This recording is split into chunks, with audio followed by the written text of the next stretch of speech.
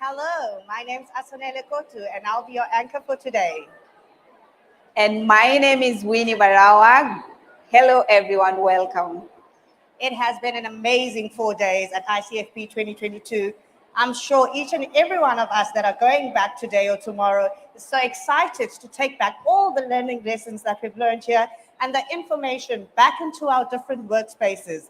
One of the main things that we've seen is that family planning conversations do not only involve women, but also there's a male component that we hardly address, and we need to start looking into this. Today, the first story that we look into is about vasectomy, a topic that we never actually talk about openly. Let's have a look at what our exhibitors and our organizations had to say around the issue of male contraceptives. Over to you.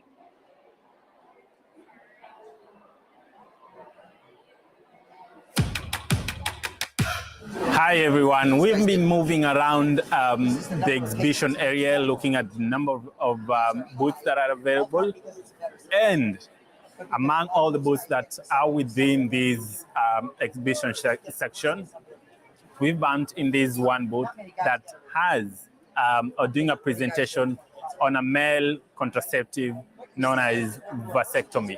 It's a widely known method of contraception that is kind of controversial among men. And on this booth, we see they're pushing to have or having a World Vasectomy Day. And joining me is Sheila, who is going to tell us more about World Vasectomy Day and the methods. Hi, Sheila, could you just introduce yourself and tell us about your initiative of World Vasectomy Day? Thank you so much. My name is Sheila Gabea, and I am the program manager of World Vasectomy Day in all of Africa. What do we do and why do we do what we do? World Vasectomy Day's focus is to have men involved in family planning conversations, to teach young people about vasectomies, and not only about vasectomies, but to teach young men and boys about what their importance is in sexual reproductive health and rights and what role they can play, and teaching them about sexual and gender-based violence and generally positive masculinity. Yeah, and so part of this conference this year is universal health coverage, and we know the spirit of universal health coverage is leaving no one behind. What would you tell all the participants who are in this international conference for family planning this year, who are joining us in person here and virtually, about male involvement in family planning or contraception agenda? Okay, so when you say universal health coverage, it does not only mean women and girls, but it also means men and boys. And it's important that as we have these conversations, even here at the ICFP this year, that we remember that boys and men play a role in family planning conversations, that we cannot have a table and not give an opportunity to the other gender. We have to be able to give a seat on the table to men and boys to talk about sexual reproductive health and rights, to teach them what their role can be to support women and girls, and that is what universal healthcare is all about. Okay, thank you. We know we do have a lot of myths surrounding vasectomy.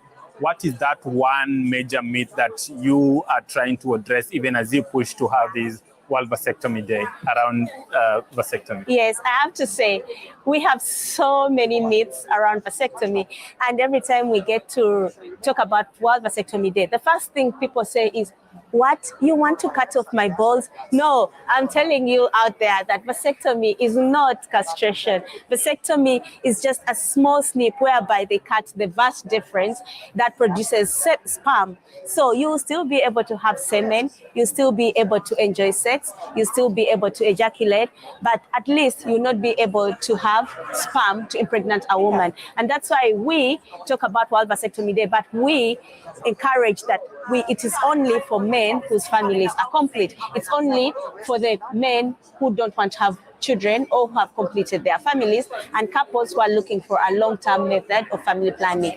However, we teach it to young boys for them to have information so that when it comes to a point in their life, 10 years from now, when they want to stop having children, then they have the option to consider either a tubal ligation for their partner or a vasectomy for themselves. All right, great. As you've all heard, vasectomy is not going to interfere with your sexual pleasure. You're still gonna enjoy your sexual pleasure because you're gonna release your semen, and the pleasure will still be there. So don't be afraid if you think vasectomy is a method that you may want as a method of your family planning. Don't be afraid. You can always go to a facility, seek clarification, ask all your questions, and people like Sheila will be able to clarify and help you throughout the journey. Yes, and one last thing is I want to tell men out there that a vasectomy means orange juice with no bitter seeds. Seedless orange juice. Seedless orange juice. Thank you so much, Sheila, and thank you for the good work that you're doing in promoting vasectomy and the entire moving forward the conversation around family planning and universal health coverage. Thank you. All right. Wow, what a great day to see men embracing different methods of family planning. I mean, why don't we have a testicle festival to just embrace vasectomy? And to add on to that, we of course can't forget that in the population, we cannot forget about the adolescents. And in adolescence, my God, we know that teenagers and games and digital spaces, they are all over, from Facebook to TikTok to games and even always being on TV.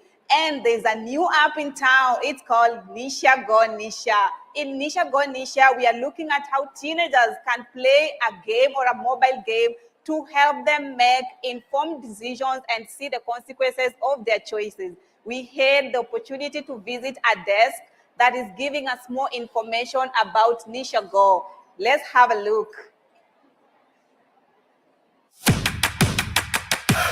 Hi, Lorraine. I see you got Nisha Go Nisha. I mean, tell me about this. What is it about? Go Nisha Go is a game for girls in India made with and for adolescent girls aged 15 to 19. It is a game of choice, not chance. And players actually make decisions for Nisha as she navigates through her life. She's a college student and she gets an internship and she gets to travel around India with her mentor. And she learns in the various episodes, she learns about consent and contraception and how to negotiate with parents and boyfriends, and she, as players play for Nisha, the avatar, they learn how to make better decisions, and they can play over and over to get better scores. And that the science says that they will make better choices in real life. So if someone is playing Nisha, like how many stages that is have, and does it get harder as I'm moving up? Yes, it's 5 episodes. And it does progress. I mean, she has a lot of decisions to make, and she meets a lot of mentor characters that teach her about, all those different aspects of contraception and consent and that kind of thing. What are some of these choices that she gets in the app as she's playing? Well, it's also a direct-to-consumer approach. So we have 20 partners in the game, There's a chat bot where players can get more information.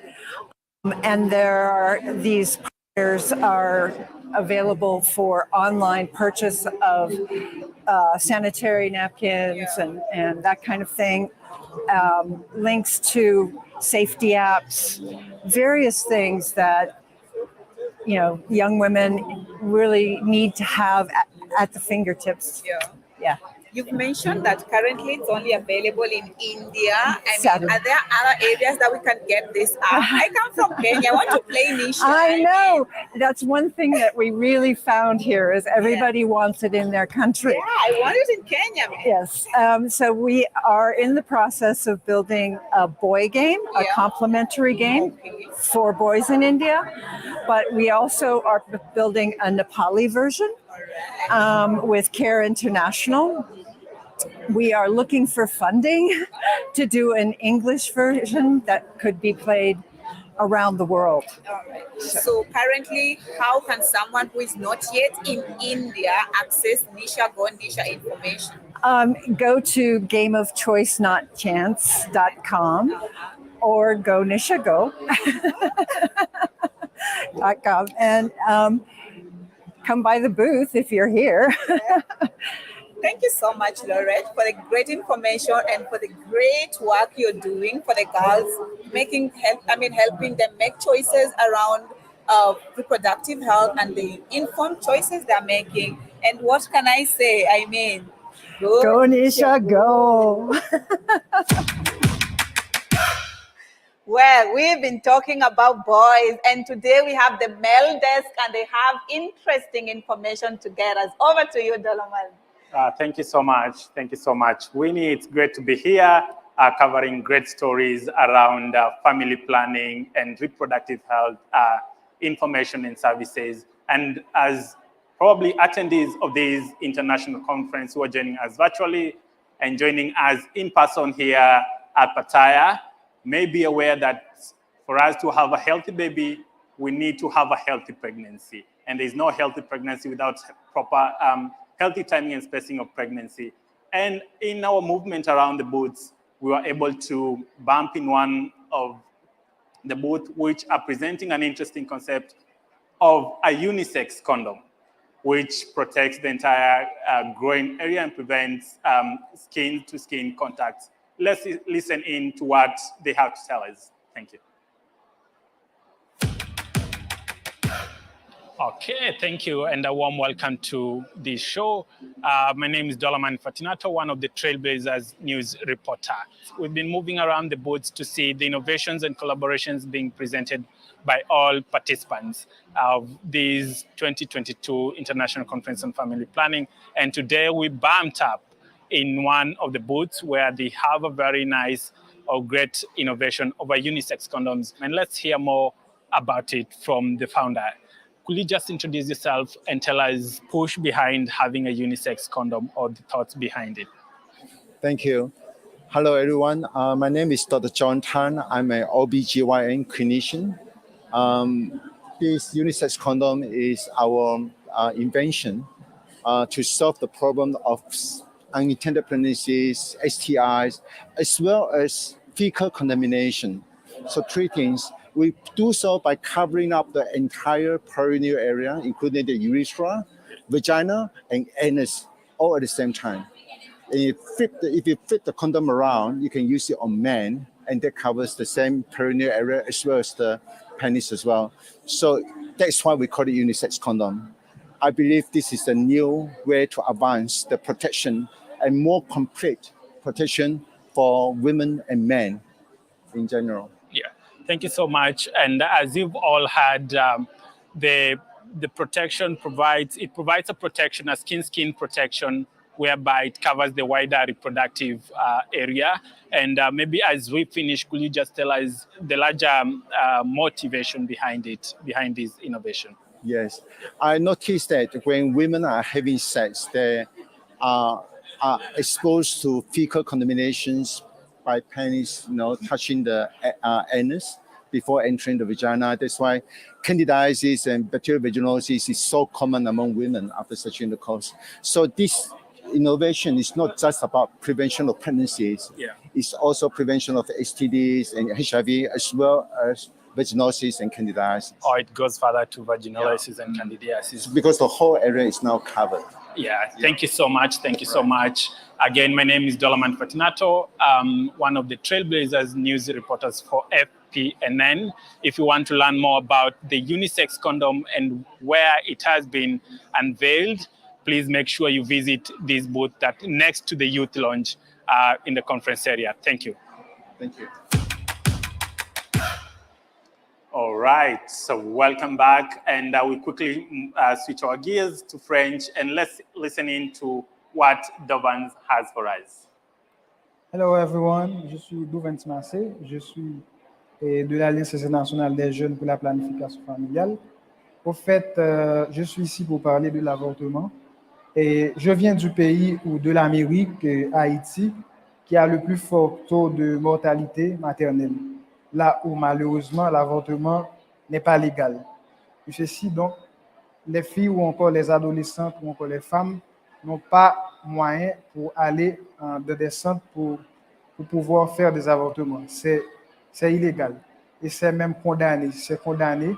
Donc, je suis ici pour rappeler à la dépénalisation de l'avortement en Haïti, parce que l'histoire la plus récente que j'ai d'une jeune fille dynamique dans ma communauté, et elle a eu recours à l'avortement clandestin, et après, ça a eu des conséquences graves, et elle a passé des quinzaines de jours malade, et malheureusement, elle n'a pas survécu, et c'est triste.